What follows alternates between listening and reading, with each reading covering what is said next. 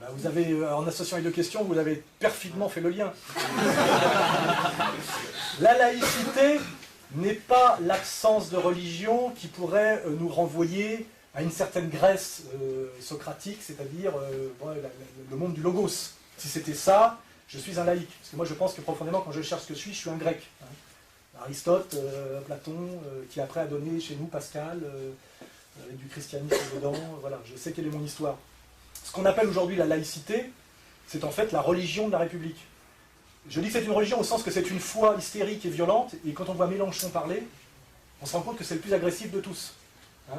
C'est-à-dire que la laïcité, c'est les laïcards, et les laïcards, effectivement, c'est les gens qui sont les francs-maçons, qui ont, pour prendre le pouvoir en France, via la Révolution française, détruit ce qui était l'ancienne France, c'est-à-dire la France du roi très catholique, hein, c'est-à-dire la noblesse catholique. Donc en général, un laïc, c'est effectivement un franc-maçon, en général, anti-catholique, hein, et qui tient son pouvoir d'un processus historique dont l'apogée a été la Troisième République. Hein, c'est-à-dire c'est quelqu'un qui est sur le modèle de Jules Ferry et de Jean Jaurès. Jules Ferry, dont on peut citer, qui est le père de la colonisation, comme vous le savez, mais effectivement, un laïc en France, c'est en général un franc-maçon. Voilà. Et la franc-maçonnerie, c'est une forme de religion, et le symbole de la maçonnerie, c'est le temple de Salomon.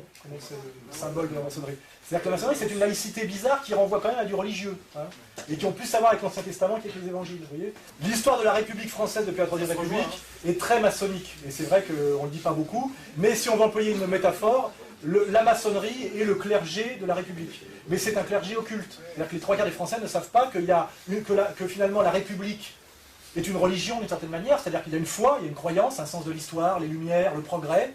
Il y a une violence, parce que c'est là qu'on voit que c'est une foi, c'est qu'il y a une violence. On voit Mélenchon quand il parle, il crache des flammes. Alors, vraiment, la laïcité, c'est l'absence de toute foi et de tout fanatisme. Or, c'est un fanatique laïcard. Hein. Et d'ailleurs, son approche de la burqa est très très bête. Il dit, d'après les critères de la loi française, ce qui est d'ailleurs la loi maçonnique, il n'y a pas de problème de la burqa. Ce qui veut dire d'ailleurs que c'est ces critères de jugement qui sont mauvais, parce qu'il y a quand même un problème. Il y a une tension, il y a des manipulations, etc. Il dit selon la République laïque, parce que lui, la laïcité, ça veut dire que la laïcité ne pratique aucune religion, et est soi-disant neutre par rapport à toutes les religions. C'est évidemment faux à tous les niveaux. C'est faux historiquement, parce que la France est un pays, comme vous le savez, chrétien et catholique. Donc voilà, il y a une histoire. La France n'est pas née en 1789 de façon abstraite, hein, donc il y a une histoire catholique et chrétienne très ancrée, que la laïcité elle-même, c'est le combat pour déposséder l'Église catholique des derniers privilèges qui lui restaient, dont le dernier, c'est la loi de 1905, c'est l'éducation des petits-enfants. Hein. Et la laïcité, ce n'est pas l'ouverture à toutes les visions du monde, et ce n'est pas uniquement se soumettre aux sciences de la nature, c'est-à-dire aux logos grecs, etc. C'est un système de valeurs conquérant et absolutiste, qui est en guerre pour une victoire totale, qui s'appelle les Lumières, les droits de l'homme, et l'idéologie du progrès.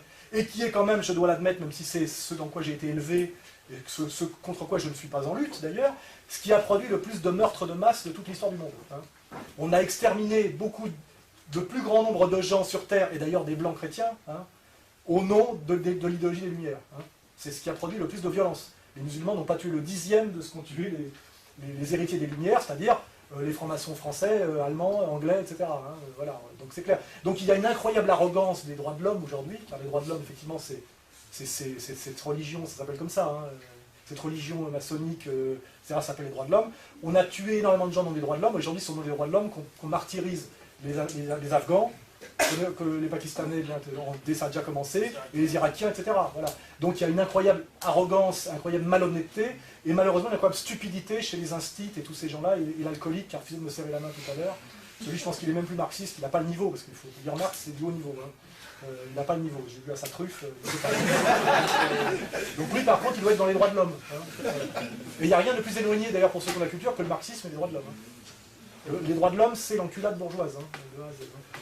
Je crois que c'est comment il s'appelait, Anatole France qui disait les droits de l'homme, c'est la liberté de tous les hommes, milliardaires ou clochards, de dormir sous les ponts.